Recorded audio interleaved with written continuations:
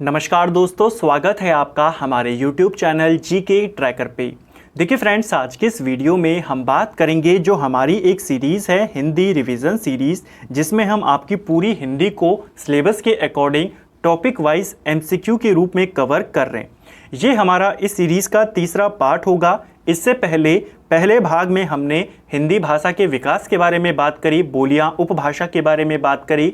Second video में हमने कवि परिचय के MCQs को देखा और जो आपके लेखक दिए गए हैं सिलेबस के अकॉर्डिंग उनको हमने कवर किया। आज के वीडियो में हम पत्र लेखन, इसके अलावा जो आपके अलग अलग शब्द महत्वपूर्ण है संचार के अंदर, उनके बारे में बात करेंगे।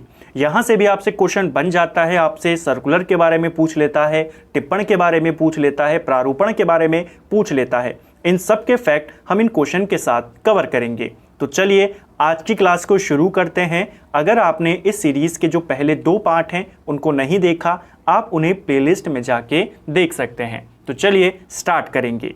आज का हमारा पहला प्रश्न है, अपने मित्रों बंधुजनों को लिखने वाले पत्रों को क्या बोला जाता है या किस प्रकार का पत्र उनको माना जाता है। देखिए, पत्र विषय वस्तु के आधार पर 2 प्रकार के होते हैं। एक होता है आपके अनौपचारिक पत्र, एक होते हैं आपके औपचारिक पत्र।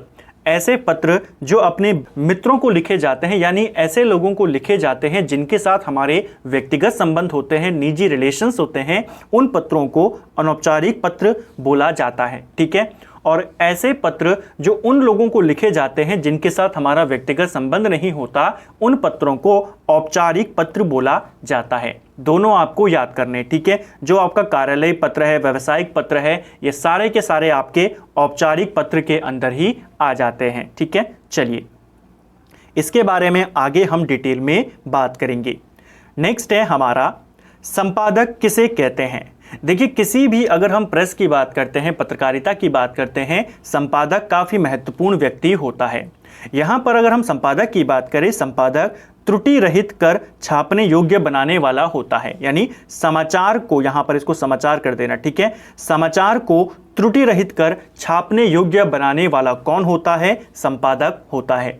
जो रिपोर्टर होते हैं, जो पत्रकार होते हैं, वो खबर को जमा करते हैं, फिर एक रिपोर्ट तैयार करके संपादक के पास ले जाते हैं।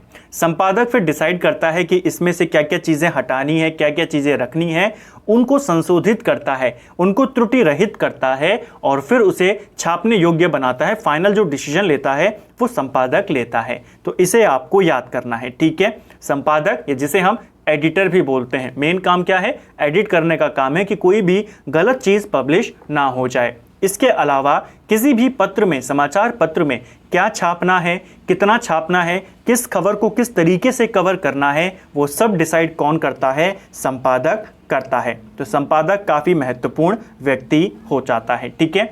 किसी भी समाचार पत्र का जो प्रधान होता है वो संपादक ही हो जाता है। ठीक है। इसे भी आपको याद करना है। नेक्स्ट है हमारा, यूनिकोड फॉन्ट के फायदे क्या हैं। देखिए, यूनिकोड फॉन्ट जो है आपका, इसके जो मेन फायदे हैं वो आपके उपयुक्त सभी हैं। ऑप्शन डी इसका सही आंसर हो जाएगा। मानक कुंजी पटल में टंकन हो जाता है, सभी अद्यतन प्रचालन प्रणालियों में पठनीय है, ऑनलाइन और ऑफलाइन के प्रयोग के लिए इसमें सुविधा है। देखिए, कंप्यूटर के अंदर टाइपिंग के लिए जब हम अक्षरों को टाइप करते हैं, अलग अलग प्रकार के फॉन्ट होते हैं। ठीक है। वो जो सभी फॉन्ट होते हैं वो मेनली 2 कैटेगरी में आते हैं, या तो वो आपके यूनिकोड फॉन्ट होंगे या तो फिर आपके नॉन यूनिकोड फॉन्ट होंगे। जैसे हिंदी टाइपिंग के लिए सबसे ज़्यादा जो चलन में है वो है कीर्तिदेव का फॉन्ट, वो एक नॉन यूनिकोड फॉन्ट है। और दूसरा है हिंदी टाइपिंग के लिए मंगल फॉन्ट, ये आपका यूनिकोड फॉन्ट है। यूनिकोड फॉन्ट सबसे ज़्यादा इस्तेमाल किया जाता है। इसका मेन फ़ायदा यहाँ पर ये सारे आपको दिए हैं। इसके अलावा अगर हम यूनिकोड फायदे, ये जो फॉन्ट है, इसके अन्य फ़ायदों की बात करते हैं। देखिए, यूनिकोड में अगर आपने यूनिकोड फॉन्ट के माध्यम से अगर आपने कोई फाइल तैयार की है, कोई डॉक्यूमेंट तैयार किया है, आप उसे किसी भी कंप्यूटर में खोलकर उसे एडिट कर सकते हैं, उस पर आप काम कर सकते हैं। लेकिन नॉन यूनिकोड फॉन्ट से अगर आपने कोई फाइल तैयार करी है, आप उसे केवल उन्हीं सिस्टम में खोल पाएंगे जिस पर नॉन यूनिकोड फॉन्ट होगा। तो ये दोनों में डिफरेंस है। ज़्यादातर प्रचलन में कौन है? यूनिकोड फॉन्ट है। इसे आपको याद करना है। ठीक है। संचार में शोर का मतलब क्या होता है? देखिए, संचार व्यवस्था की अगर हम बात करते हैं, संचार की अगर हम बात करें तो संचार में जो शोर शब्द है इसका अर्थ होता है संचार प्रक्रिया में बाधा। ऑप्शन डी हमारा सही आंसर हो जाएगा। ठीक है, जब कोई भी मैसेज भेजा जाता है तो सबसे पहले सोर्स होता है जहां से उसे भेजा जाता है, फिर एक माध्यम होता है जिसके द्वारा उसे भेजा जाता है, और फिर एक प्राप्तकर्ता होता है, एक रिसीवर होता है जो उस संदेश को रिसीव करता है। जो शोर होता है, जो डिस्टर्बेंस होता है, ये आपके ज़्यादातर माध्यम में देखने को मिलता है। यानी कि आप मान लीजिए जैसे कोई न्यूज़ चैनल है, अब वो अपने किसी रिपोर्टर से बात कर रहा है लेकिन बीच बीच में उसकी आवाज़ कट रही है या बीच बीच में संपर्क नहीं हो पा रहा है, बीच बीच में कई सारी बाधाएं आ रही हैं संचार प्रक्रिया में, उन सबको नॉइस बोला जाता है, शोर बोला जाता है। इसे आपको याद करना है। ठीक है, नेक्स्ट है हमारा टिप्पण का मुख्य उद्देश्य क्या होता है? देखिए, टिप्पण का मुख्य उद्देश्य होता है मामलों को नियमानुसार निपटाना। ठीक है, यानी कि जितनी जल्दी हो सके मामलों का निपटारा किया जाए। ठीक है, किसी भी कार्यालय के अंदर अगर हम सरकारी कार्यालय की बात करते हैं, कई सारे पत्र आते हैं जो उनके अधिकारियों के पास जाते हैं, तो वो अधिकारी उस पत्र को पढ़ते हैं, फिर उसके नीचे अपनी टिप्पणी लिख देते हैं, यानी कि अपनी राय दे देते हैं, अपनी सहमति दे देते हैं या अपना आदेश दे देते हैं कि जल्दी से इसके ऊपर आप ये कार्रवाई कीजिए। तो टिप्पण का अर्थ क्या होता है? मामलों को नियमानुसार निपटाना। टिप्पण को इंग्लिश में नोटिंग बोला जाता है, इसे भी आपको याद करना है। इंग्लिश में इसे नोटिंग कहते हैं, जिसका अर्थ होता है सहमति या सम्मति। सहमति यानी कि आपने अपनी सहमति दे दी, सम्मति यानी कि आपने अपनी सलाह दी थी। तो जो अधिकारी है जिसके पास वो लेटर जाता है, वो उस पत्र के नीचे अपनी टिप्पणी दे देता है, अपनी टिप्पण वहां पर लिख देता है कि इस पत्र पे क्या क्या कार्रवाई होनी चाहिए। या अपनी सहमति दे देगा, अपनी सलाह दे देगा या अपना आदेश दे देगा कि इस पर ये कार्रवाई कीजिए, मामलों को यहाँ पर निपटाइए। ठीक है, इसे आपको याद करना है। नेक्स्ट है हमारा जो पत्र सरकारी विभागों, संबद्ध अधीनस्थ और स्वायत्तशासी निकायों, विदेशी सरकारों, राज्य सरकारों, स्वैच्छिक संस्थाओं अथवा व्यक्तियों को लिखा जाता है, उस पत्र को क्या कहते हैं? तो जो पत्र सरकारी विभागों में लिखा जाता है, इस पत्र को सरकारी पत्र बोला जाता है। ठीक है, ऑप्शन बी हमारा सही आंसर हो जाएगा। सरकारी पत्र का जो इस्तेमाल किया जाता है ये सरकारी विभागों में होता है, सरकारी कार्यालयों में होता है। अब चाहे सरकार आपकी 2 राज्यों की सरकार हो, चाहे 2 देशों की सरकार हो, सबके बीच में कौन सा पत्र चलता है? सरकारी पत्र चलता है। ठीक है, सरकारी पत्र में आपका कभी भी व्यक्तिगत कोई भी चीज़ उसमें नहीं डाली जाती है। सरकारी पत्र पूरी तरीके से औपचारिक पत्र होते हैं, इसको आपको याद करना है। एक और चीज़ सरकारी पत्र को लेकर के कि सरकारी पत्र हमेशा अन्य पुरुष की शैली में लिखे जाते हैं, क्योंकि ये औपचारिक होते हैं, व्यक्तिगत नहीं होते, तो इसमें हमेशा थर्ड पर्सन का इस्तेमाल होता है। यानी जैसे उत्तम पुरुष, मैं, हम, इनका इस्तेमाल इसमें नहीं किया जाता। ठीक है, केवल हमेशा किसी तीसरे पुरुष को यहाँ पर ध्यान में रखकर ये पत्र लिखे जाते हैं। सरकारी पत्र की अगर हम बात करते हैं, सरकारी पत्र में सबसे ऊपर पत्र की संख्या लिखी होती है, उसके बाद बाईं तरफ यहाँ पर आपके जो प्रेषक होता है, भेजने वाला होता है, उसका नाम होता है, उसका पदनाम होता है, उसके बारे में जानकारी होती है।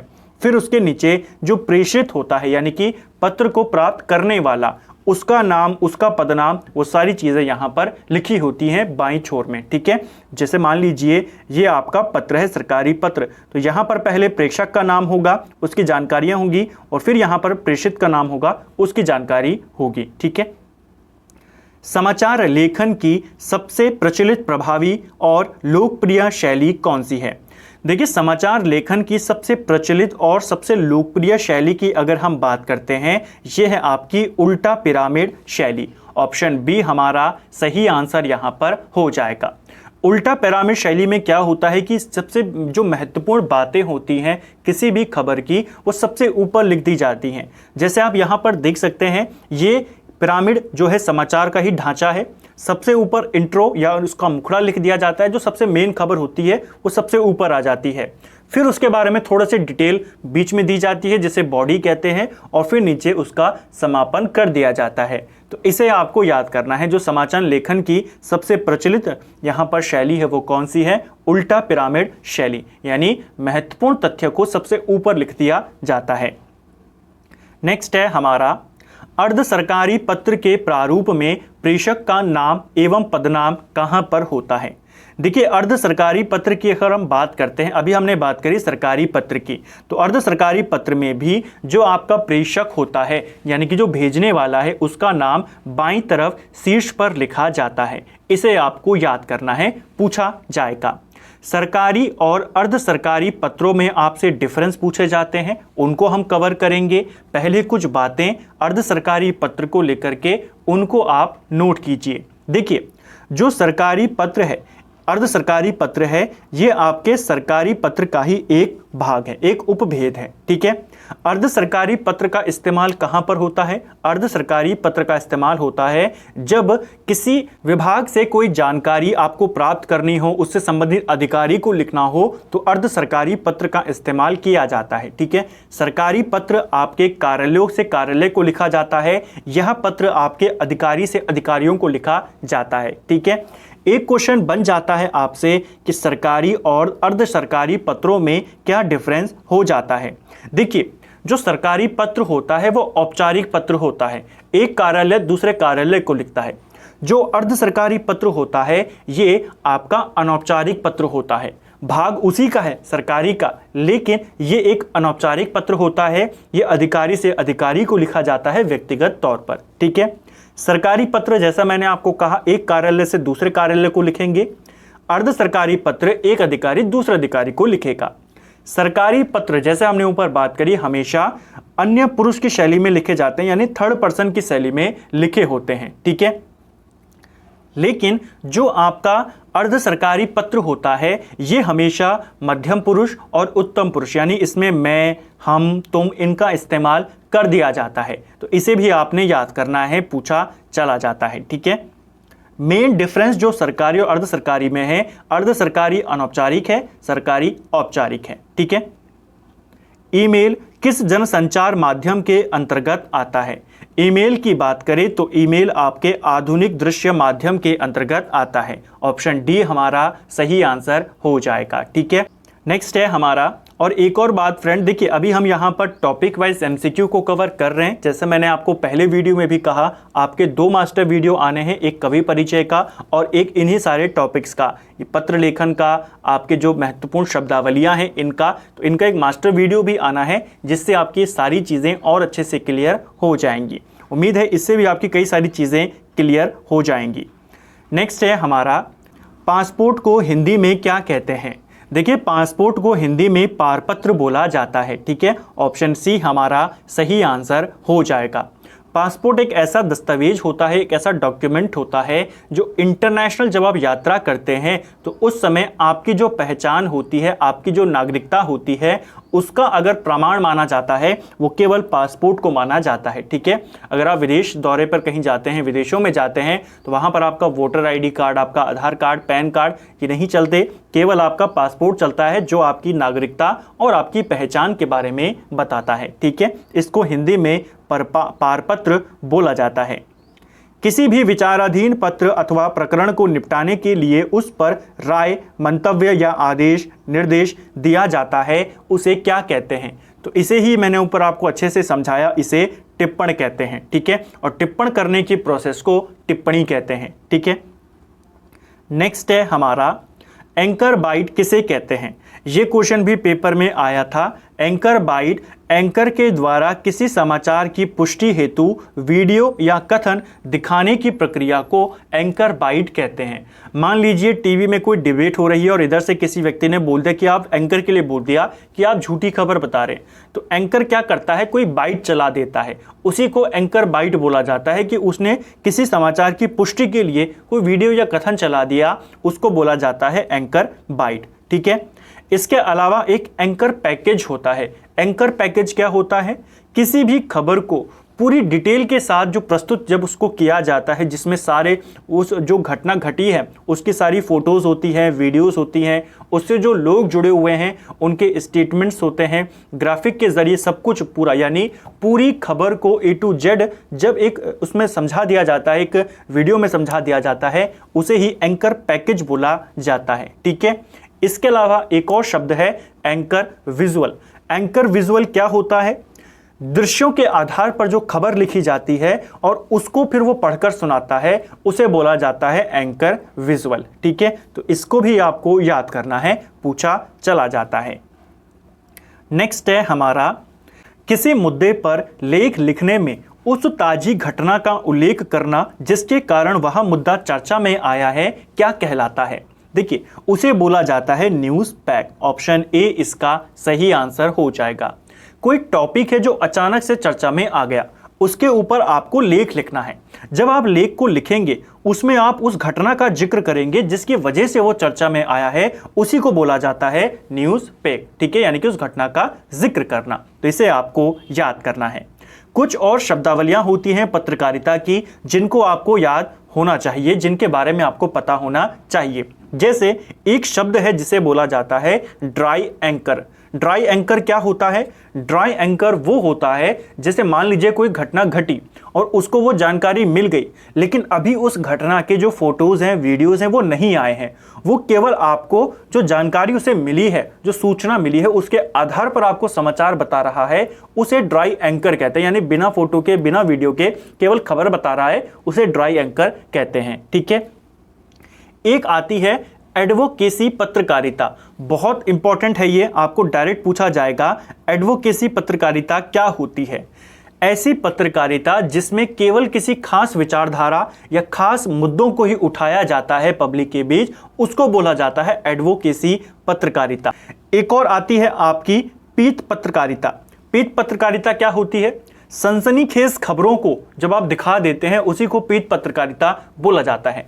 ऐसी खबरें यानी कि जिसमें आप झूठे आरोप लगा देते हैं, जिसमें बिल्कुल पूरी तरीके से सिर्फ टीआरपी के लिए उस खबर को बनाया जाता है, उसे बोला जाता है पीत पत्रकारिता करना। यानी टीआरपी के लिए जो टेलीविजन रेटिंग पॉइंट है, उनको पाने के लिए आपने बिल्कुल सनसनीखेज खबर चला दी जिसका कोई आधार ही नहीं है, उसको बोलते हैं पीत पत्रकारिता। पेज 3 पत्रकारिता की बात करते हैं, तो जिसके अंदर आपके सेलिब्रिटीज़ के बारे में जानकारियां होती हैं, जो आपके अमीर व्यक्ति होते हैं उनके बारे में जानकारी, वो सारी चीज़ें पेज 3 पत्रकारिता में आ जाती हैं। ठीक है, तो ये सारी चीज़ें आपको याद करनी है, पूछी जाती हैं। नेक्स्ट है, बैठक में उपस्थित व्यक्तियों के पदानुसार नाम, उनकी राय का पूरा से विवरण सहित कार्यसूची में रेखांकित कार्यों पर हुए विचार विमर्श का संक्षिप्त विवरण क्या कहलाता है?